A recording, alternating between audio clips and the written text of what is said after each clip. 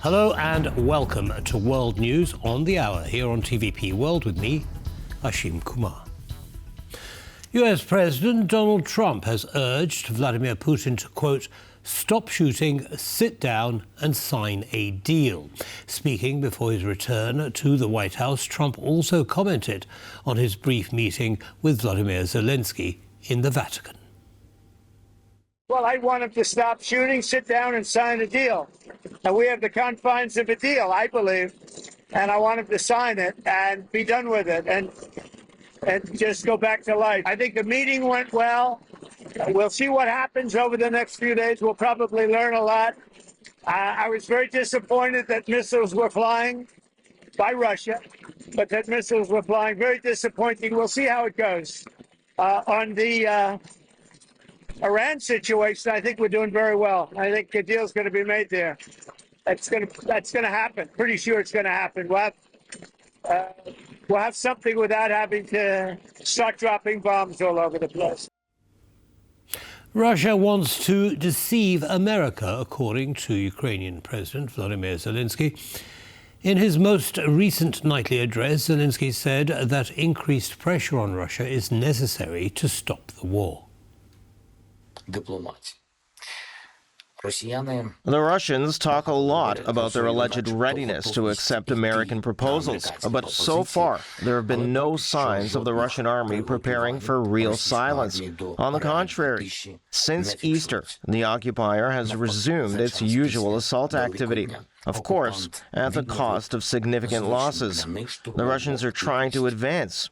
And every day of such battles at the front proves that Russia is really trying to deceive the world, to deceive America and others, and to further prolong the war. And that's why we need pressure. Pressure is indispensable to make the Russians take all the steps, whatever's necessary, to stop the war. North Korean authorities have confirmed that the regime did send troops to fight alongside Russian forces in the Kursk region. It marks the first time North Korea has officially admitted to sending soldiers to fight the Ukrainian army. In a statement released by the state-run KCNA news agency, the North Korean Workers' Party described the deployment as, quote, the highest level of militant friendship. The Central Military Commission of the party stated that Kim Jong-un authorized the deployment based on a strategic partnership he had signed with Vladimir Putin last year. In the released statement, Kim praised the North Korean soldiers who participated in the clashes in Kursk, calling them, quote, heroes and representatives of the honor of the motherland. The announcement came soon after the commander of Russia's 810th Brigade, stationed in Kursk, told Vladimir Putin that the remaining Ukrainian soldiers in the region would soon be destroyed. South Korean authorities have described North Korea's confirmation of troop deployment to Russia and admission of a criminal act. Moreover, officials in Seoul condemned North Korea for the, quote, inhumane and immoral decision to send young people to battle in Ukraine.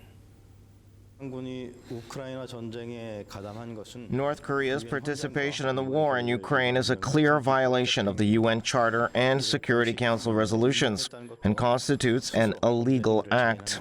North Korea's official acknowledgement of this involvement is in itself an admission of a criminal act. In response, our military strongly condemns these inhumane and illegal acts, together with the international community. The truth cannot be concealed. Sacrificing North Korean youth for the regime's survival is an inhumane and immoral act. The government calls for the immediate withdrawal of North Korean troops and makes clear that if current military collusion between North Korea and Russia continues, we will not stand idly by, but will respond firmly in coordination with the international community. Apparently, the Russian army is low on manpower and plans on drafting homeless people in the occupied territories of Ukraine.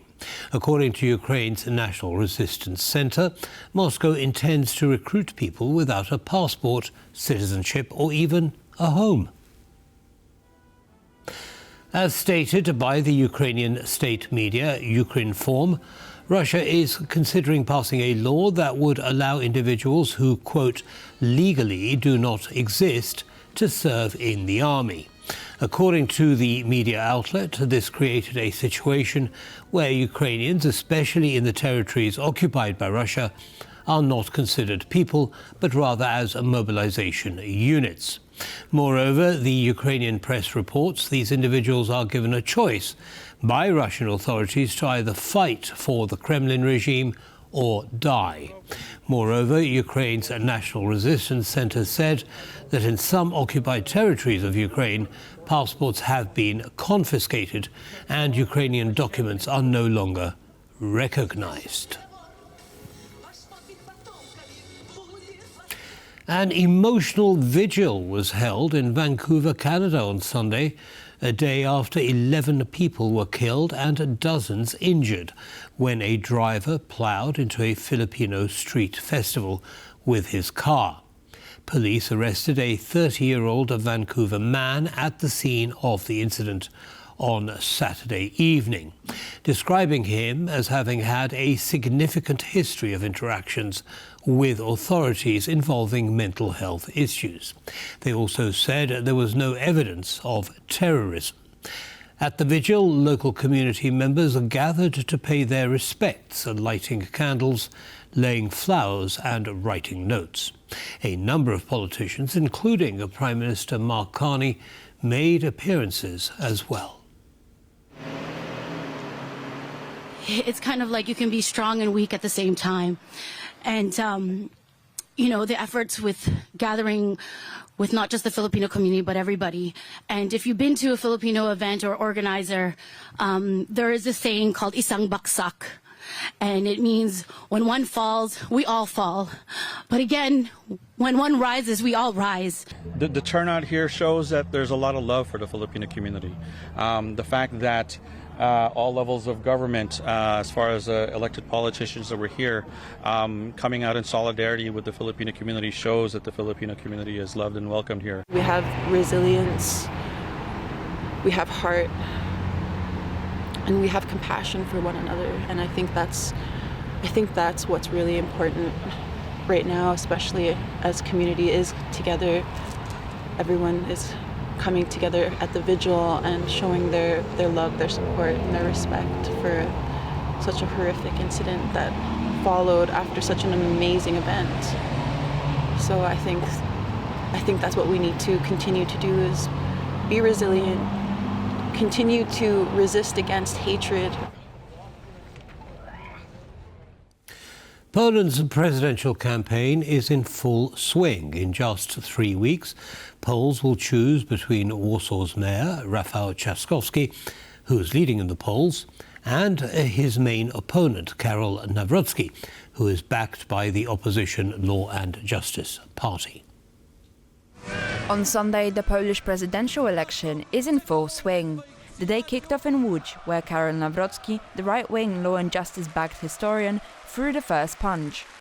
The May 18 election, it's not just a choice between Rafał Trzaskowski and me, it's a competition between Rafał Trzaskowski, a product created in a political laboratory made of policy briefs and opinion polls directed by Donald Tusk, against whom stands a man of flesh and blood, elected by the Polish nation.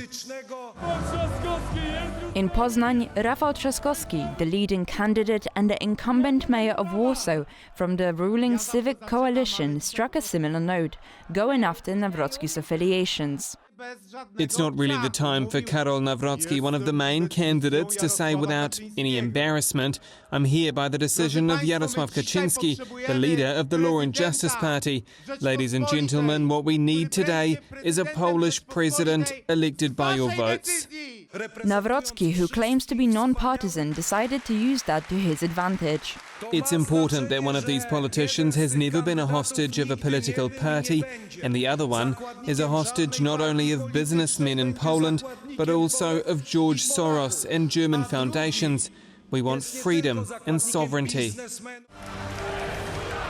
Especially when, in an unprecedented move, none other than the incumbent president from the Law and Justice Party, Andrzej Duda, took to the podium to anoint Nawrocki as his successor.